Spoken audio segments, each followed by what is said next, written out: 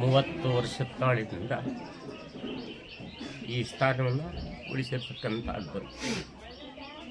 But ಹಿಂದೆ 30 ರೂಪಾಯಿ ಬಾಡಿಗೆ ತಾಳಿನಿಂದ ಈ ಪರಮಾತ್ಮನ ಸೇವೆ ಪವಾಡಗಳು ನಡೀತಾ ಇರತಕ್ಕಂಥದ್ದು. ಪ್ರತಿ ವರ್ಷದಲ್ಲೂ ಕೂಡ 1, 2, 3 ಅಂದರೆ ವರ್ಷದಲ್ಲಿ 3 ಬಾರಿ ಇದು ಅನ್ನದಾಸೋಹ ನಡೆಯುವಂಥ ಲೆಕ್ಕ. ಆದರೆ ಶ್ರಾವಣ ಶನಿವಾರದಲ್ಲಿ ಮೊದಲನೇ ಶ್ರಾವಣ ಶನಿವಾರ, ಕಾರ್ತಿಕ ಮಾಸದಲ್ಲಿ ಕೊನೆ ಕಾರ್ತಿಕ ಸೋಮವಾರ, ಅದರಲ್ಲಿ ಅನ್ನದಾಸೋಹಗಳು ನಡೀತದೆ.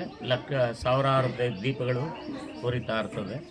ಮತ್ತು ಬೇಡಿದಂಥ ಭಕ್ತರನ್ನ ಯಾವುದೇ ಒಂದು ಕಷ್ಟಗಳನ್ನು ಇಲ್ಲ ಅಂದಂತೆ ಆ ಕೆಲಸನ ಸಾಧನೆಯನ್ನು ಮಾಡಿಕೊಟ್ಟಿದ್ದಾನೆ ಪರಮಾತ್ಮ.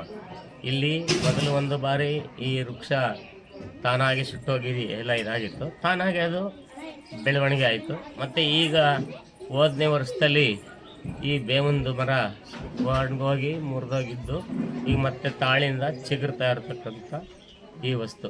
ಅಂದರೆ ಇಲ್ಲಿ ಯಾರು ಏನೇ ಮಾಡಲಿ, ಎತ್ತೆ ಮಾಡಲಿ, ಯಾವ ಕೆಲಸ ಆಗಲಿ, ಅವರು ಏನು ಬೇಡ್ತಾರೋ ಆ ಕೆಲಸ ಸಾಧನೆ ಇಲ್ಲಿ ನಡೀತಾ ಇದೆ. ಆದ್ದರಿಂದ ಪ್ರತಿ ವರ್ಷದಲ್ಲೂ ಒಂದು ವರ್ಷಕ್ಕೆ 100 ಜನ ಜಾಸ್ತಿ ಆದರೆ ಹೊತ್ತು ಅದರಲ್ಲಿ ಇಲ್ಲ ಅನ್ನುವಂಥ ಮಾತಿಲ್ಲ.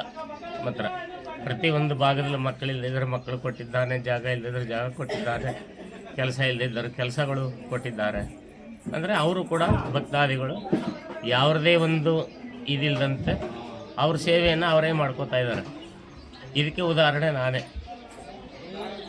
ಈ ವರ್ಷದಲ್ಲಿ ಏನೋ ಒಂದು ಪವಾಡ ಚೆನ್ನಾಗಿ ನಡೆಯುವಂಥ ಲೆಕ್ಕ ಇತ್ತು, ಅದು ಚೆನ್ನಾಗಿ ನಡೀತು. ಆ ಭಗವಂತನ ಕೃಪೆಯಿಂದ ಬೇಕಾದಷ್ಟು ಕೊಟ್ಟ. ಕೊನೆಗೊಂದು ನೋವನ್ನು ಕೊಟ್ಟು ಇವತ್ತು 1 ರೂಪಾಯಿ ನನ್ನ ಹತ್ರ ಸಾಲ ಇಲ್ಲದಂತೆ ಆ ಪರಮಾತ್ಮ ನನ್ನ ಆಸೆಯನ್ನೇ ಈಡೇರಿಸಿದ್ದಾನೆ.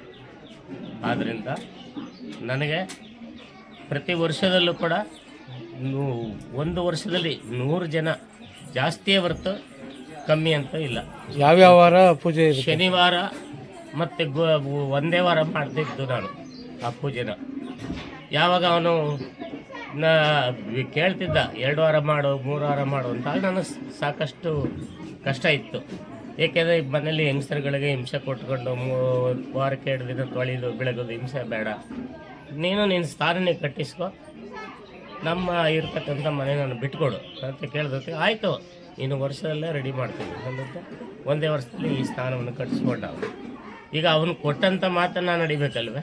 ಆದ್ದರಿಂದ ನನಗೇನೇ ಕಷ್ಟ ಇದ್ದರೂ ವಾರಕ್ಕೆ 2 ದಿವಸ ಇಲ್ಲಿ ಪೂಜೆ ಸ್ಥಾನ ನಡೀತದೆ. ಮಧ್ಯಾಹ್ನ 12 ಗಂಟೆಯಿಂದ, ಗುರುವಾರ ಮಧ್ಯಾಹ್ನ 12ರಿಂದ ಸಂಜೆ ಜನ ಇದ್ದಂಗೆ 5 ಗಂಟೆ ಆಗ್ಬೋದು, 3 ಗಂಟೆ ಆಗ್ಬೋದು, 2 ಗಂಟೆ ಆಗ್ಬೋದು. ಮತ್ತು ಶನಿವಾರನೂ 12 ಗಂಟೆ ಮೇಲ್ಪಟ್ಟು ಇಲ್ಲಿ ಕೆಲಸಗಳು ಚೆನ್ನಾಗಿ ನಡೆದಿರೋದ್ರಿಂದ ಬರುವಂಥ ಭಕ್ತರು ಅವರ ಆಶೀರ್ವಾದಕ್ಕೆ ಮತ್ತು ಅವರ ಅರ್ಕೆಗಳು ಪ್ರತಿಯೊಂದನ್ನು ಕೂಡ ಅವರು ನಮಗೆ ಕೊಟ್ಟಿದ್ದಾರೆ. ಆದ್ದರಿಂದ ಈ ಕಾರ್ಯಕ್ರಮ ಬಹಳ ಸೊಗಸಾಗಿ ಚೆನ್ನಾಗಿ ನಡೀತಾ ಇದೆ. ಏನು ಹೆಸರು ಸರ್? ಹರಿಕಥಾ ಕುಮಾರದಾಸ್ ರಾಜ್ಯ ಪ್ರಶಸ್ತಿ ಪುರುಷೋತ್ತಮ. ಇದು ಅಂತ ಬಂದಾಗ ನಾವು ಬರೀ ನೆನೆಸ್ಕೊಳ್ಳೋದಷ್ಟೇ, ಅದು ತಕ್ಷಣದಲ್ಲೇ ಈಡೇರುತ್ತೆ. ಆಮೇಲೆ ಇನ್ನೊಂದು ಬೇಡಿಕೆ ಅಂತ ಬಂದಾಗ ಹಣಕಾಸಾಗಲಿ, ಒಡವೆ ವಸ್ತ್ರ ಆಗಲಿ, ಇನ್ನೊಂದು ಮತ್ತೊಂದು ಕೇಳಲ್ಲ. ನನ್ನ ಅಪ್ಪನಿಗೆ ಬೇಕಾಗಿರೋದೇನು ತುಳಸಿ ಮಾಲೆ, ಅದೊಂದನ್ನೇ ಕೇಳೋದು. ಇಡೀ ವರ್ಷ ಕೂಡ ಅದ್ಭುತವಾಗಿ ಇಲ್ಲಿ ಆಚರಣೆ ಆಗುತ್ತೆ ಈ ಹಬ್ಬ.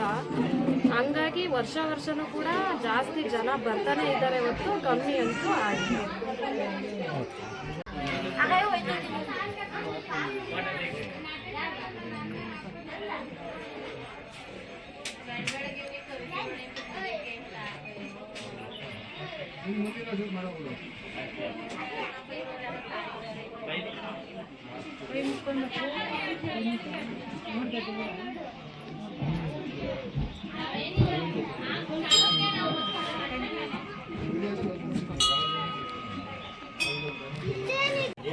ನನ್ನ ಹೆಸರು ಭವ್ಯ. ಎಲ್ಲಿದೆ ಅವರು? ನಾವು ಏವುಲ್ಕೆರೆ. ನಾವು ಗುಡಪ್ಪ ನಮಗೂ ಮಕ್ಕಳು ಇರಲಿಲ್ಲ. ಈಗ ಒಂದು 5 ವರ್ಷ ಮಕ್ಕಳಿರ್ಲಿಲ್ಲ. ದೇವ್ರು ಬೇಡ್ಕೊಂಡ್ಮೇಲೆ ಮಗು ಆಯ್ತು.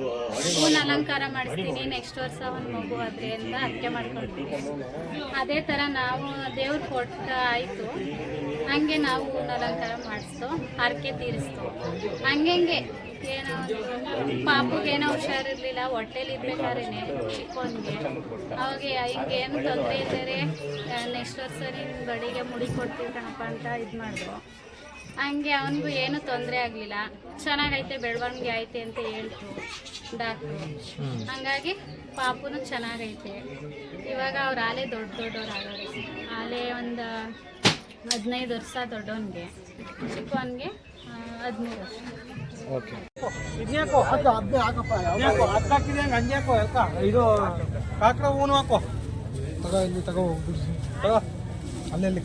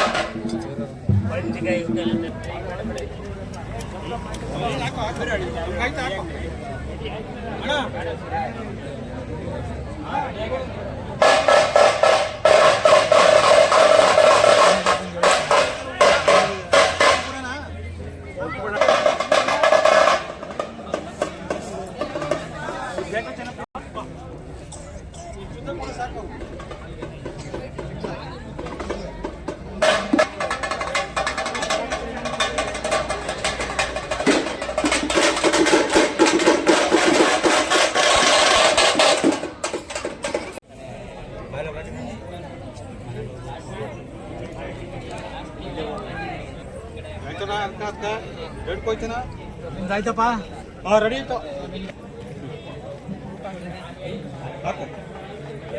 ನೀನೇ ಹೋಗು.